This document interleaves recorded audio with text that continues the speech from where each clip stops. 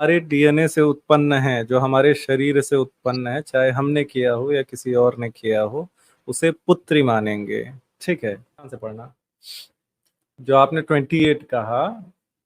ठीक है, हे विदुर, हमने सुना है कि ब्रह्मा ने वाक नाम की पुत्री थी जो उनके शरीर से उत्पन्न हुई थी। मैथुनी सृष्टि अभी शुरू भी नहीं हुई थी। मैथुनी सृष्टि मतलब जब सेक्सुअल रिप्रोडक्शन शुरू हुआ था तब वो शुरू भी नहीं हुआ था। ब्रह्मा जी सिर्फ उत्पन्न कर रहे थे। उनके शरीर से उत्पन्न हुई थी जिसने उनके मन को यौन की ओर आकृष्ट किया, यद्यपि वह उनके प्रति कामासक्त नहीं थी। ठीक है, ये तुम्हारा क्लेम है, बिल्कुल सही क्लेम है।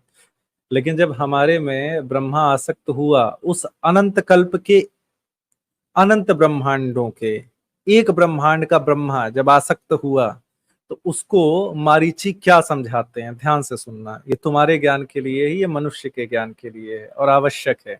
उसमें एक मारीची जी कह रहे हैं, हे पिता, आप जिस कार्य में अपने को उलझाने का प्रयास कर रहे हैं, उसे ना तो किसी अन्य ब्रह्मा ने, ना तो किसी अन्य ब्रह्मा मतलब ना तो किसी दूसरे ब्रह्मा के द्वारा, ना किसी अन्य के द्वारा, ना ही पूर्व कल्पों में आपके द्वारा कभी करने का प्रयास किया गया, ना ही भविष्य में कभी कोई ऐसा दुस्साहस ही करेगा, ना ही फ्यूचर में कभी कोई ऐसा करेगा।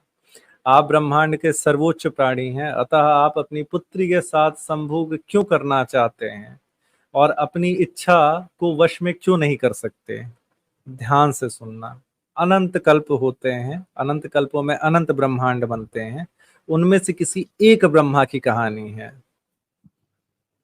उसके बाद ध्यान से देखो, अपने समस्त प्रजापति पुत्रों के इस प्रकार बोलते देख समस्त प्रजापतियों के पिता ब्रह्मा अत्यधिक लज्जित हुए, शर्म आई और तुरंत ही उन्होंने अपने द्वारा धारण किए हुए शरीर को त्याग दिया,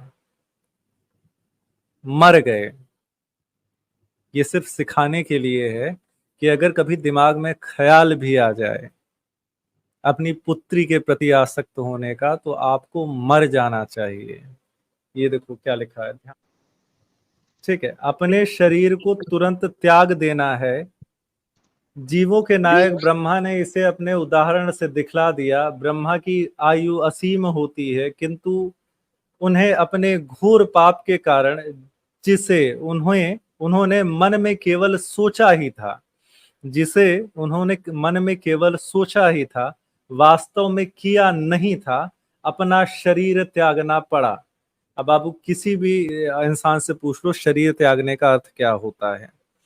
ये कथा है जो आपको सिर्फ ये शिक्षा देने के लिए बताई गई है कि अगर कभी भी किसी भी व्यक्ति के मन में ऐसा ख्याल भी आ जाए, उसे तुरंत मर जाना चाहिए।